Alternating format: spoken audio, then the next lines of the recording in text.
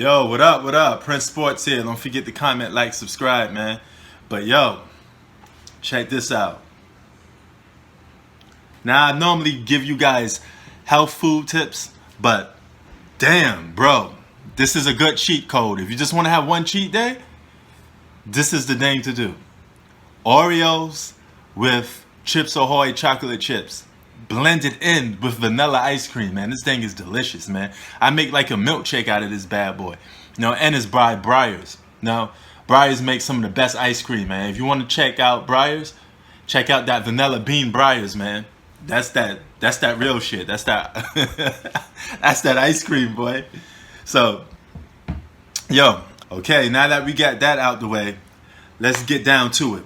Now, when you think of great NBA players, you think of stacked resumes, guys that did it all. They won championships. They won every individual accolade. They just filled the roster up, man. They filled that resume up, sorry. And, they get every award, every accomplishment you could think of. They just made history. But there are some great basketball players to won championships, but they still don't have the one award that a lot of players love to get. That's the MVP, most valuable player, right? Now, this award is very prestigious award for a superstar's career because it says that you was dominant for the whole year. It says that you was the best player for the whole year, the whole 9 yards, all right? So it's just good icing on the cake to have a MVP. So I'm going to talk about the greatest basketball players to never win an MVP award, all right? Now, let's go off with some honorable mentions, okay? I'm going to just go off with some of these honorable mentions real quick. Guys that got overtaken by Michael Jordan, basically. That'd be Patrick Ewing. Let's see who else. Reggie Miller.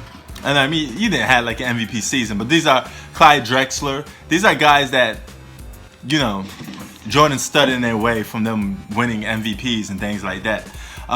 Patrick Ewing, man. So it's a good list of those guys. John Stockton, not really, because he only averaged 13 points a game. But, he had to share the spotlight with Karl Malone. So, since that he helped out Karl Malone a lot, get a lot of points. So, that MVP is half goes to John Stockton anyway. But let's go to number 7 on my list. Now, number 7 on my list is none other than the human highlight film, Dominique Wilkins, okay? This guy was a scoring machine throughout his whole career. If he played today, he'd be another basketball player that averaged 6 to 7 more points because he's an offensive-minded superstar. Any offensive-minded superstar would double their points in this generation because the rules benefit them to score more.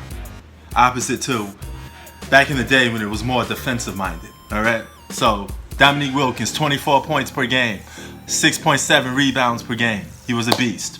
All right, number 6 is none other than CP3, Chris Paul, the God. All right, man, you thought I was gonna get into like a rap segment, talking about Chris Paul, man. But Chris Paul, man, what a great basketball player he is. He's just a great playmaker, man. He knows how to make teams better. Look what he did to the OKC Thunder, man. He put those boys in the playoffs, and when everybody counted the Thunder out, they thought he was going to be a lottery team. But Chris Paul came there and set shit on fire. Shout out to Chris Paul, man. 18 points a game. Motherfucking 9.5 assists a game. The dude is a playmaking point guard machine. And you know what he did for the Houston Rockets. He turned them into championship contenders, was the X factor for them beating one of the best teams ever assembled in NBA history in the Golden State Warriors. Shout out to Chris Paul, man. I gotta put some heavy respect on Chris Paul because a lot of people don't even talk about him sometimes. All right? Number 5 is another point guard. Z, the God, MC, Isaiah Thomas. All right? 2-time NBA champion. Finals MVP, 19.2 points a game. Another one, 9.5 assists a game. Only thing lacking on his great career was an MVP title. But he couldn't get that because number 23 stood in his way because number 23 was dominating the league from beginning to end. It's nothing wrong being stuck behind number 23. All right? So, shout out to Isaiah Thomas, man. But MVP would have been something, a lot of good icing on the cake for his career. All right. Now, number 4 is Carmelo Anthony. This guy is scoring champion. All right. He was in a running for MVPs, but again, he was overshadowed by guys like LeBron James. But he should definitely had an MVP on his catalog. Dog, if you ain't gonna win the championship, you gotta win the motherfucking MVP. All right. There's no reason to why a guy like Carmelo Anthony couldn't get an MVP. He was a great scoring machine. He was a step jab king, and plus he was a mid-range assassin. You know, the guy always had to rely on his good mid-range jump shooting to get the job done, man. Shout out to Carmelo Anthony. You know, but he definitely underachieved in his career, man, and he should have won an MVP at least for one season, man. Dude been playing 17 years. All right. Now, number 3 is none other than Flash himself, Dwayne Wade, 3-time NBA champion, okay? Finals MVP, all right? Was arguably one of the best players in the league for a certain amount of time, you know what I mean? For like 2006 to 2009, some people were saying he was like an underdog best player in the league. And he was definitely robbed of the MVP in 2009 for a lot of people, you know? So, but then again, he stuck behind the greatness of LeBron James. So, yo, Dwayne Wade was a beast, especially in 2009. He definitely got stubbed. If you could do sometimes by you did co-rookie of the years with Grant Hill and Jason Kidd, sometimes some of these players deserve to get MVP, co-MVP. I mean, because some of these guys just flat out get robbed because they played such a great season, man. And it's kind of sad, man. You know, you got to avoid that. And that was number 3. Now, number 2 was a guy that went to the finals 9 times. He only won once, but that's Jerry West, man. Dude averaged 27 points a game, okay?